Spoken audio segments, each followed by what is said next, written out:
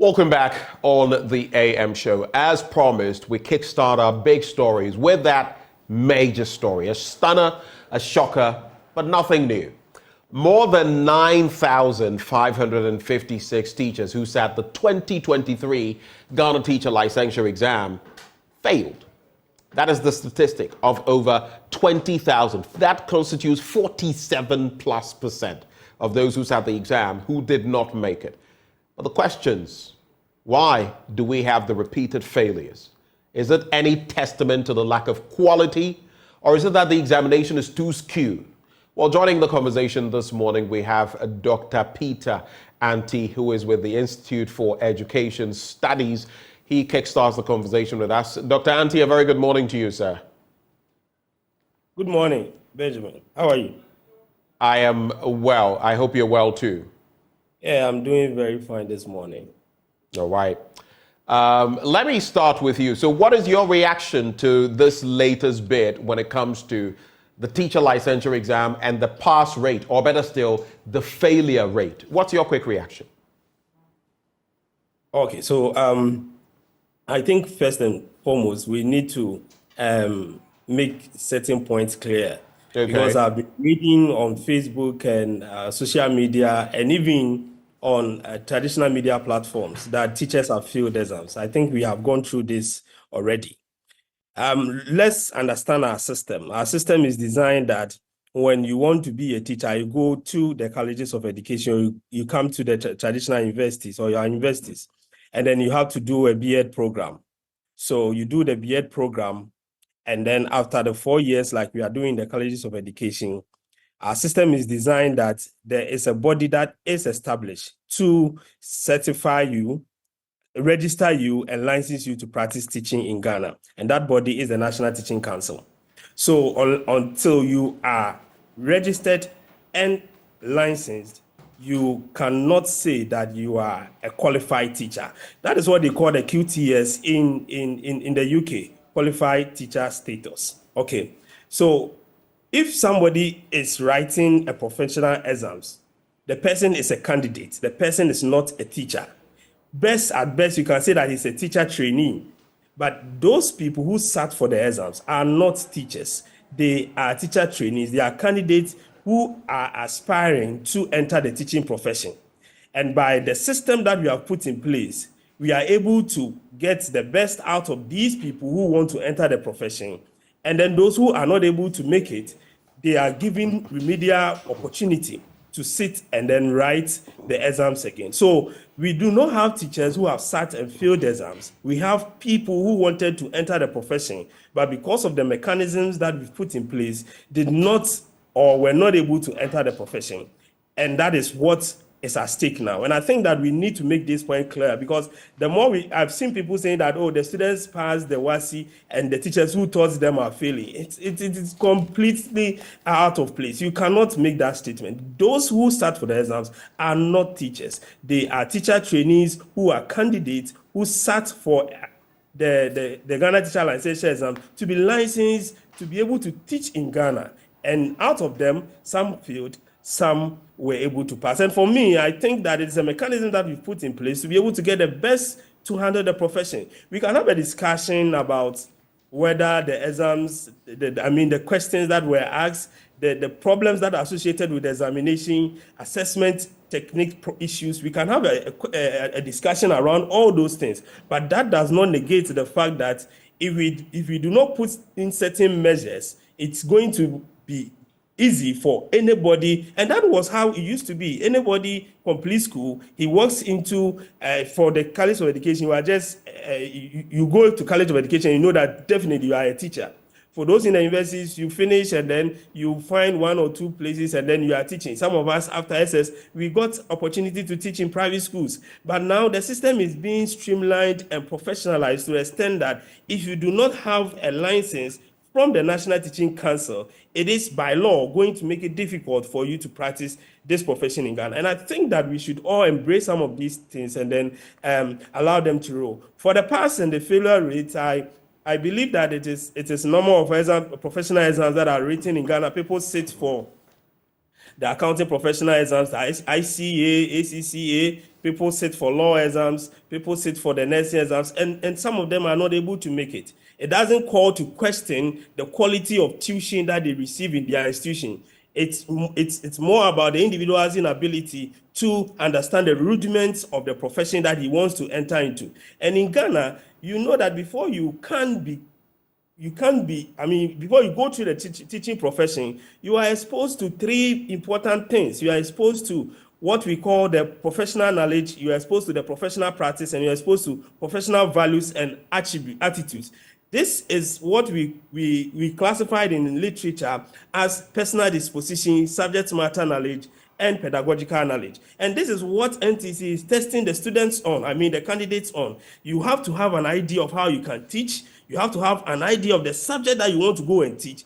And then you have to have general idea about the educational system that you want to operate in. So these basic knowledge that the NTC wants you to demonstrate through the pen and paper exam, if you are not able to do that, then there's no way that anybody would want to push and say that these people should still go ahead and then be those who are going to impart knowledge to our case in the various pre-tertiary level.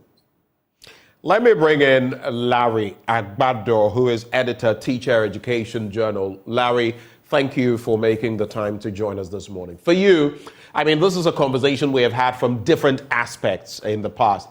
But for you, is there any surprise in the numbers that we're seeing? The pass rate, the failure rate, anything that is curious to you in the latest results? All right, thank you very much, my brother. Before I even come to that, I would just want to add my voice to what Dr. Anti just spoke about the fact that in the media space, it's all reported that it is teachers who have failed these exams. This actually something that is worrying a lot of people. Well, I think you ought to clarify that as of here, we've kept mentioning that it's the trainees, those who are actually at that level, who are taking the exam, who are not passing. Yes. So with your space, I think you are actually reporting well, but in other spaces as well, is really not going down well with teachers, with how it's been captured and all that. And we just want to appeal that let's all send the right information out there, because at the end of the day, it's also having some kind of dent on the whole teaching fraternity. So it's an appeal we are making to all stakeholders as well. Now, coming back to what you asked, surprises, not really. I was actually expecting that with the September exams, where it was subject-based, the September exams is actually the new form. That is the first reform exam after the introduction of the whole licensure exams in 2018. So with the September one, which was the first for degree students, some of us were actually expecting that the pass rate would have gone a bit higher, because that was something that was now subject-based. You are now writing based on your field of study, what you have studied within the past 4 years, be it in the university or the college. But I think there were some issues with that as well. So probably we need to do some research into this as well to know what is causing it. But just as Dr. Anti said, we shouldn't make this also look so weird, if I'll put it so, because this is a professional exam. The ICAG and the rest, we have people also sitting for this for several times or several years before finally coming out successfully. The most important thing is that, yes, you appreciate the fact that you got this area wrong or this area didn't go well. You need to work around it to improve upon it. It is more dicey with our sector because these are people that society also expects that they should know better, because they are also going out there to impact knowledge into the young ones. So it's an issue that actually needs to be delved into more to know what is actually causing this. For the degree students in particular, the reform exam that was written in September, the results should have even been out long ago, but there was this issue of the pass mark being debated, among the student leadership and then the stakeholders like the Ministry of Education and then the National Teaching Council itself. The student leadership made a strong case for the pass mark to be reduced from 70% to 50%. And I think the minister gave them a listening ear. He listened to them and listened to their appeal. And at the long run, they brought the pass mark to 52%. So from 72%, it was moved to 52%. So, and even with the 52%, we've seen what the records are you saying 62 or 52? 52. 52. Yes. Right. So even with that, we can see what the records are showing. So it's so quite a dicey one. And that should tell us that even if it was raised to 70%, if we had maintained the 70% that the National Teaching Council was trying to bring on board, then this money will have probably been hearing or discussing the issue at a different angle altogether. So I think Dr. Anti and then his team and others will still have to do a lot more research into these issues and then probably come up with some recommendations on how we can move forward as a nation regarding this issue. Now, Mr. Agbado, you talk of something, and I'm going to push it back to Dr. Anti. Larry talks about the fact that, it's nothing strange. And like you have mentioned, Dr. Anti, that the lawyers have same, or the legal, platform has same in the legal education. You have to go through that process. The medical doctors have same, pharmaceutical, sector also has same. The accountants have same, marketers and more. But consider this. These are trained people in the colleges of education. They've received training, which should ensure in every profession you would have some who will fall below the bar. But after having gone through years of training for this specific purpose, what then would the problem be? The colleges of education and the sort of teaching these trainees are getting, or what exactly would the problem be? And why it is also crucial to get to the bottom of it is that while we're having this training, this licensure exam was not always there. So it means that in the past, if this is what is coming out, it means in the past a good chunk of those who were emerging to teach may have had problems. That is why it is crucial to have this discussion. What do you make of it? Where then does the problem lie? Because the failure rate, you may say that, for the legal profession and this profession, they have ways of sifting. But these are people who go out there to teach. So if the failure rate is this high, what does it mean, really, Dr. Anti? Thank you very much.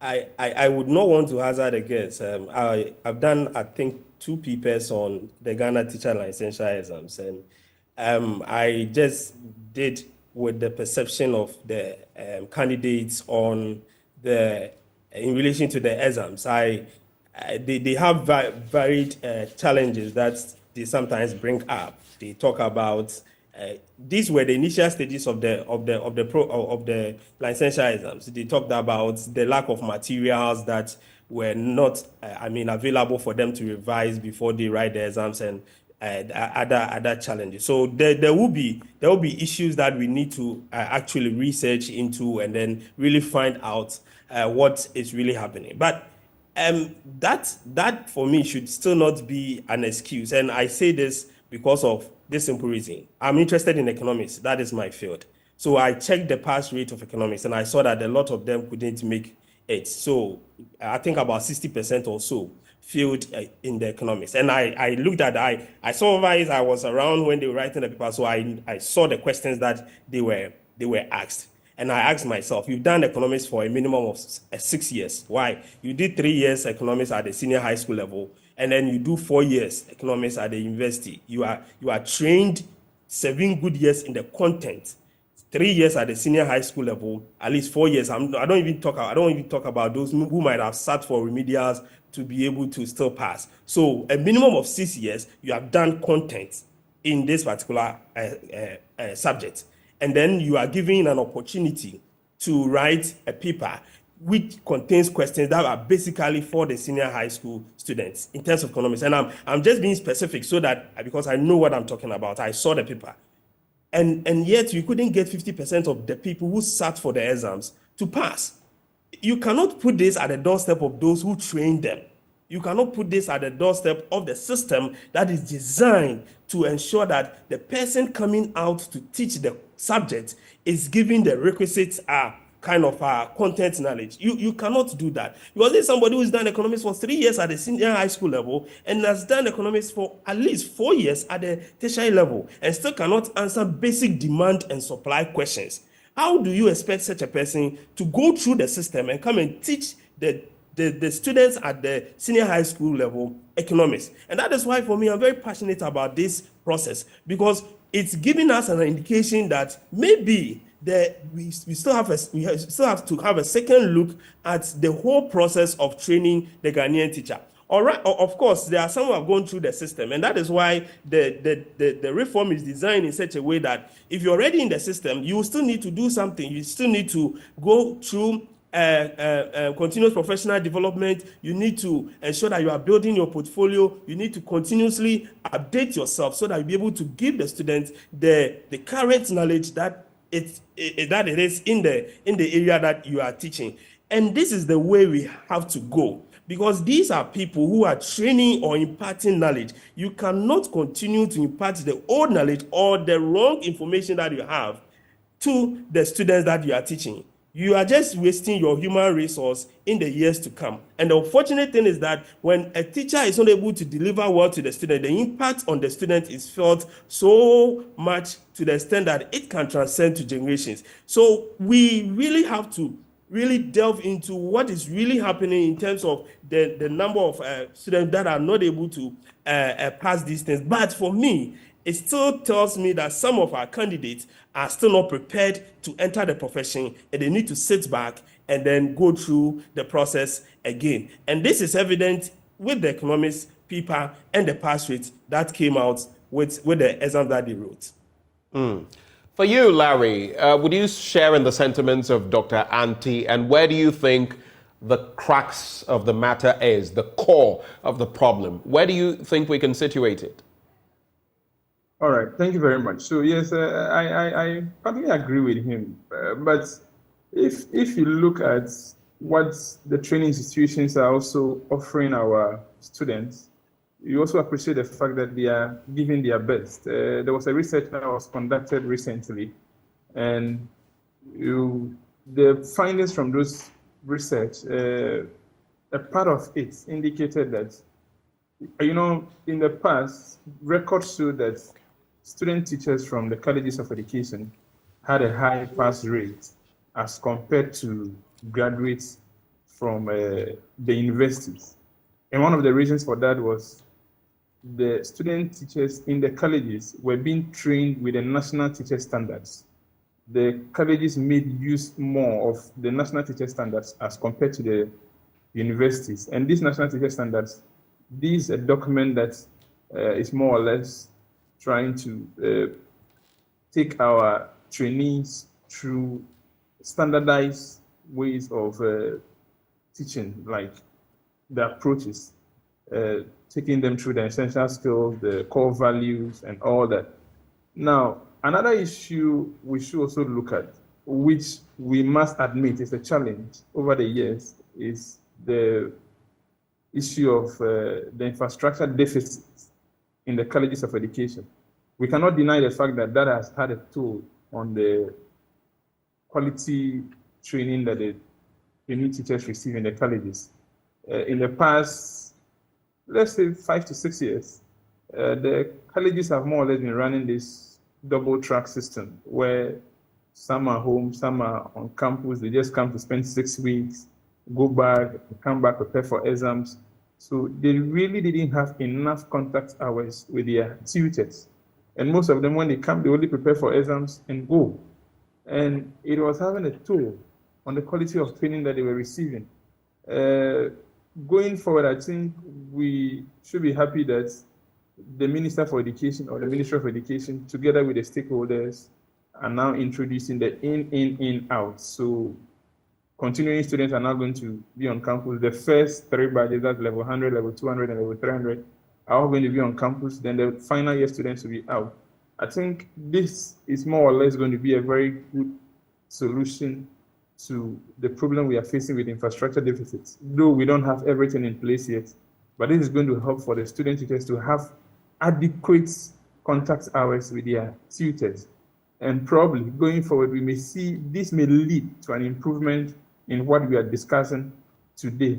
So yes, there have been a number of challenges that we can attribute to where we are now, the situation we are facing now. We shouldn't entirely put the blame on the candidates, though there are some situations where we have student teachers who have gone to the college not for the interest of they becoming teachers, but they feel that, okay, that's one alternative that I can use to get into the government sector, like get a job easily.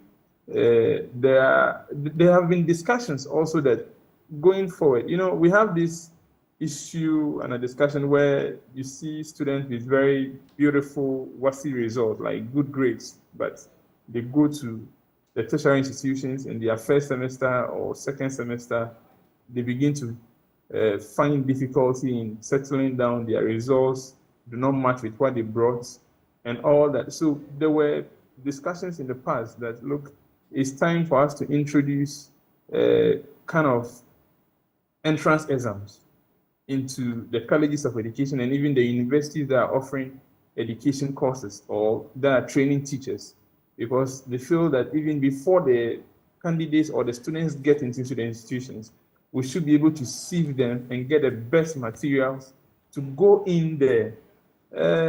That discussion didn't go down well with some section of our stakeholders, so a finality was not reached on it.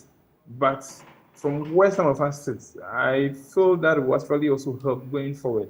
That if we have the entrance exam in place, at least before the students get in there, we are able to get the best materials to go in there to train before probably at the tail end, when they are even tested on this, we may have a different conversation on this if these measures are put in place.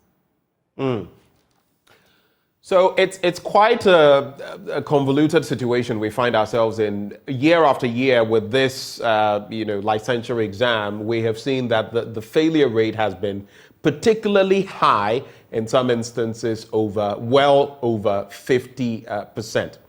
But then, is there any way beyond this exam? Is there any way of gauging really how much work or what the deliverables are once they start teaching?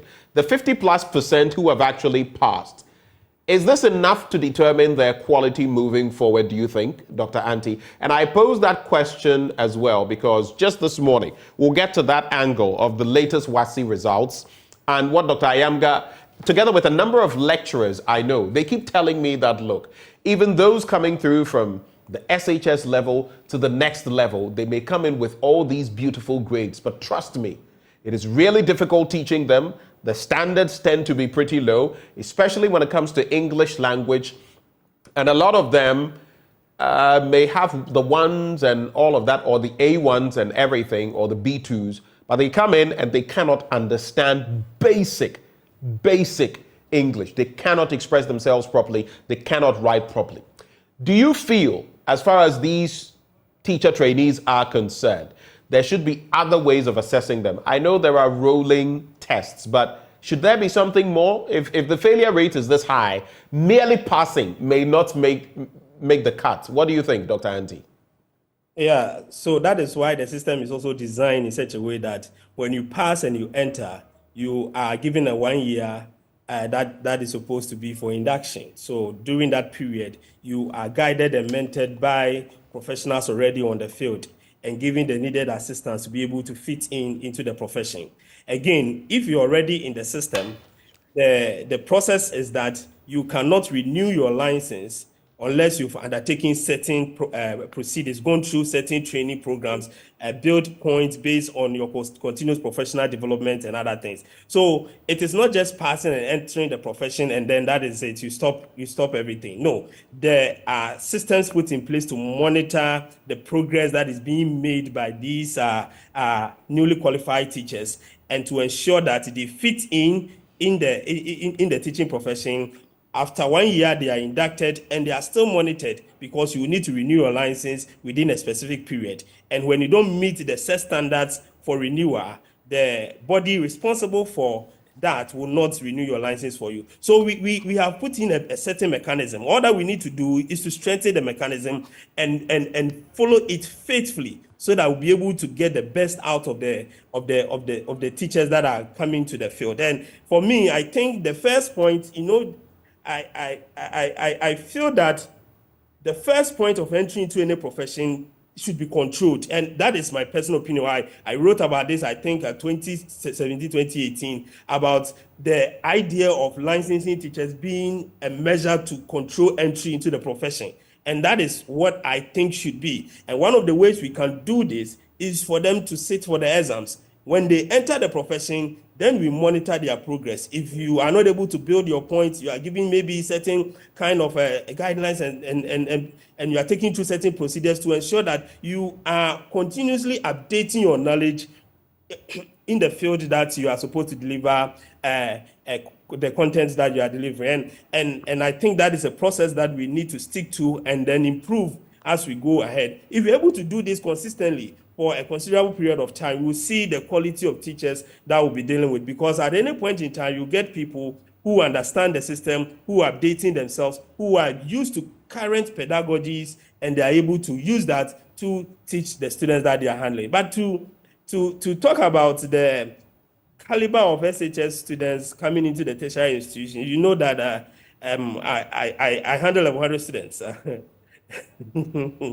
And you see, when you talk about some of these things, people want to take the political angle. And that is why normally these exams results and other things I do not want to delve into.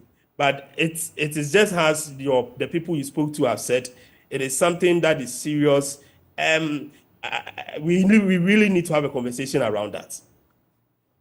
And as far as again, I'll just go back a notch to our educational system. The senior high school, for example, and now we're celebrating some of the best results we've had in about, 9 years? English, 70%, plus those in the A1 to C6 category. But then you go to the tertiary level and it's a different ballgame. Larry, how can we sanitize that as well as we get ready to cap off the conversation? Yeah, it's quite a serious issue. Sanitizing that, I think, has to start from the basic level, and we should consider the investments we have been making over the years in our basic school system. You realize that for the past years, all the focus, all the attention has been given to the senior high schools, and nothing or less is done about the junior high school or the primary school that make the basic school system. I think attention actually should be given to the basic schools, because that is where the whole formation, that is where the whole game starts from before they even come to the senior high school. So if you are given all and you know the challenges we have in the senior high schools already with this double track and infrastructure deficit, though there is a little improvement on it and all that, but if less attention is given to the basic schools, they don't have textbooks, they don't have the needed teaching and learning materials to aid them, and you push everything to the senior high school. Before they get there, I doubt, with the challenges they have, I doubt if there will be enough work to be done on these students to be able to change them or transform them within just 3 or 2 years. And at the end of the day, they find their way past their exams and go to the universities, and the universities also now struggle to also shape them or transform them. So the whole discussion, the whole work needs to be done from the basic level. That is the basic school system. If we do a lot of investment there, if we shift our attention there, I think the foundation of these students will develop that it will go a long way to affect their transformation at the senior high school level even before getting to the tertiary system. So government just needs to show some commitment to our basic school system, and I'm sure we'll be able to make a headway. It's the same challenges that we've been complaining about at the colleges of education as well, that for the past few years, government has not given the colleges that attention. And when you look at the attention they give to the senior high schools, it's quite very soon students in senior high schools will be receiving tablets. And you ask yourself, is that really a priority for us at this particular time we find ourselves when there are a myriad of challenges at the basic school system as well? So we just need to show some little commitment to our basic school system, and then I'm sure we can make a headway. All right. I have this message coming through from, okay, so you don't add a name really, but you say, if you listen to Peter carefully, you can easily figure that candidates are not given a scheme of work for the exam. They just throw questions about. Examination results are not valid if candidates are not furnished with areas questions are set on. I don't know about this, but that is a comment coming through. Final words, Peter and Larry. I'll start with you, Peter. You can also react to this comment that has come through. Peter Anti. Yeah, I think this time around, the NTC put out in areas that they are supposed to study. I don't think that they were just given a blanket room to just study anything and go and write. That is not correct. But let me make this strong point. Ben, in this country, our educational policies are not designed to achieve real transformation. They are designed to gain political points. And that is why when you have a result like this, which we are all agreeing that it's an improvement over a long period of time, we are quick to look at the political angle rather than the scientific reasons why the students are performing this way. Any serious system would have delved into right after the release of this result. The policymaker, the policy implementer would have delved into what did we do right this time around to be able to get the results that we are getting so that we maintain the consistency in the outcome that we have had this year. We are not interested in that. We are just interested in pushing these things out there and then talk about the political gains that we will get from it. And that is it. All educational policies are politically targeted, not targeted at the real impact that we are having in the human resource that we are developing. So when you have that political mindset, you are thinking about an election that you want to win. And therefore, the policies will not transcend the years of whatever government that is in power. And that has been one of our problems. Look at the policies at the colleges of education. Infrastructure is killing them. But how have we tried to solve this? We will do one or two things to gain the attention of these people, and then when they vote for us, we go back to sleep. Look at what is happening at our basic level. Our policies at the basic level are not helping any basic school at all. Our attention is so on the senior high school because there we think that there is a constituency that we can tap into, and that constituency would help us win election. These have been the problem of our education sector. And I think that so we are able to look beyond the politics and think about ways to sustain the gains and also ways to try to deal with the challenges scientifically. We will not be able to make headway as we want to. Thank you very much, Peter. Larry, you have the final word. Hello. Yeah, so I think we've had these conversations over and over again. In as much as we are worried about what we are seeing with the results and all that, we should also be a bit kind to these candidates, that this is not the end of it all. There are some who genuinely want to become teachers, though we have worry about the kind of people who want to become teachers, but there are some who genuinely want to become teachers. They shouldn't be heartbroken with what is going to be released today by the National Teaching Council. Those who really have the desire to become teachers, I think there's still going to be an opportunity for them to risk it if they have any failure in any of the papers. So they should just take it easy. this is not the end of the road for them.